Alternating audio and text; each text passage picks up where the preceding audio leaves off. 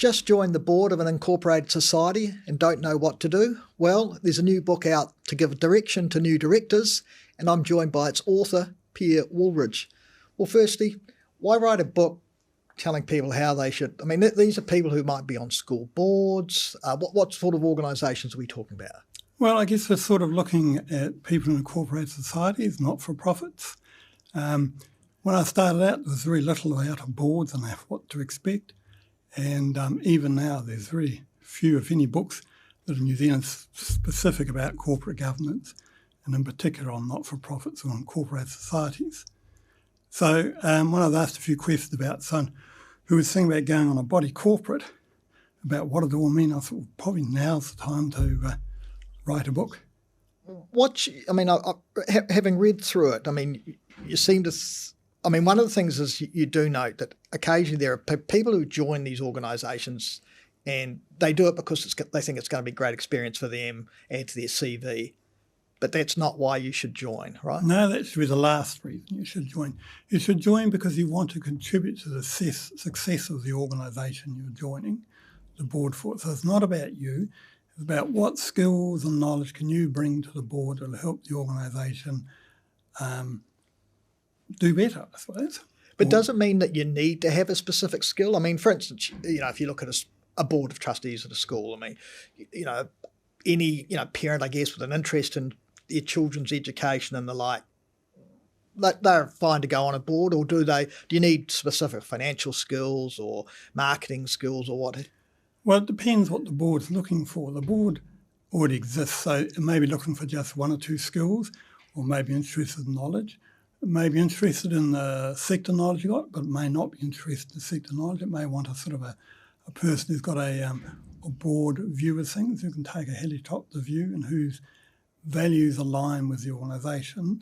The fact you've got knowledge and skills, or maybe you're a lot of boards are trying to diversify, have people who represent their community better. So it all depends what the board's looking for. So skills and knowledge is a bonus in my view, but it's not necessarily the main reason why an existing board would want you to join them. But I think that was a point you made, though, too, that you need to, essentially your values need to align with the values of the organisation. I had a couple of people who are on not-for-profit boards, one here, Derek Shaw, and one in Australia, and they're both very keen that I write about ethics and morals. So if your ethics and morals don't align with the organisation you think of being a board member or committee member of, then you really need to think about, is it a good idea to put your name forward? If you don't feel you can go along with decisions that an organisation makes, then think carefully about what's your motivation. Yeah, because I think we've seen some occasions people get on to boards because they have a particular agenda. Is that a good thing, or? No.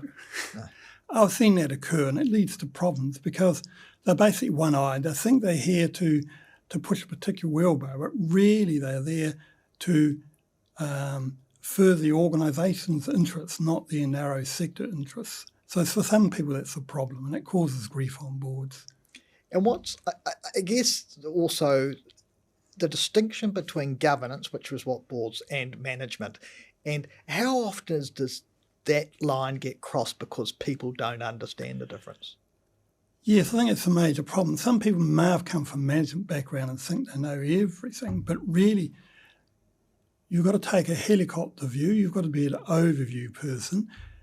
There's always going to be a tension, you might say, between the board and the CEO. And that's something that the board/chairman and the CEO have to work out at some stage of the game. And that is helped by you have policies relating to the to the CEO's performance and key objectives for the year ahead, sort of thing, and also their rewards. So that it is fairly important you can put aside your prejudices and focus on what's best for the organisation. I mean, obviously with directors of businesses, companies, particularly publicly listed companies, there's fairly clear expectations around they're looking at assuring about the profitability of their business. What's different about directors of incorporated societies? I think you say profits almost like a dirty word, but surpluses are not. That's right. You're a not-for-profit or a non-profit. So obviously, pardon me, obviously profit is a dirty word, but you are allowed to make surpluses. Obviously, you've got to earn more than you spend. It's very easy spending money, but earning it does take a bit of hard work. So you do need to focus a bit, even if you don't like finances, you do need to take an interest in the financial well-being of the organisation. And in terms of the obligations, responsibilities, I mean, obviously in the commercial world, we've seen some of the consequences of that with the Mainzeal decision and the like.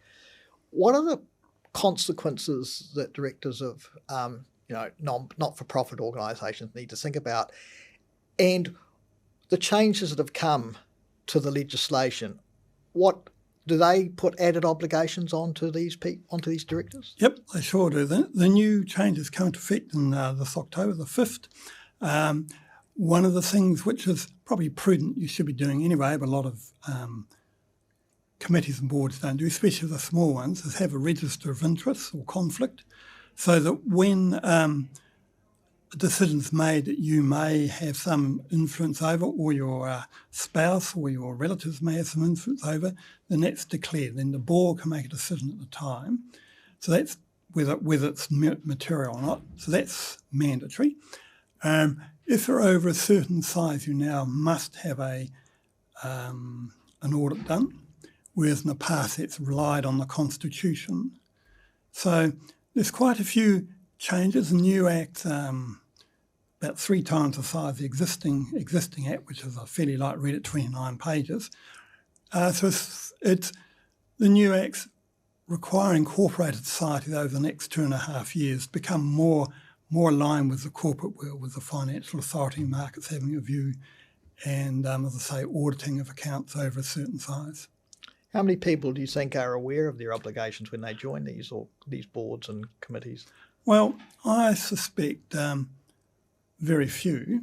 I have read research estimates there's around about 500,000 people in New Zealand are on boards, not-for-profits and so on, charities. And there's over 24,000 registered incorporated societies. And I suspect a fair few of them won't have any clue. They sort of probably know the Act's changing because it's been going on for some years. It's not a relatively quick process. Yes, I think some people will be flanking. So hence the book of mine, fortuitously, the Getting to Grips with the Not-for-Profit Governance has come out at the right time. Pierre Woolridge, thank you for your time. Thank you.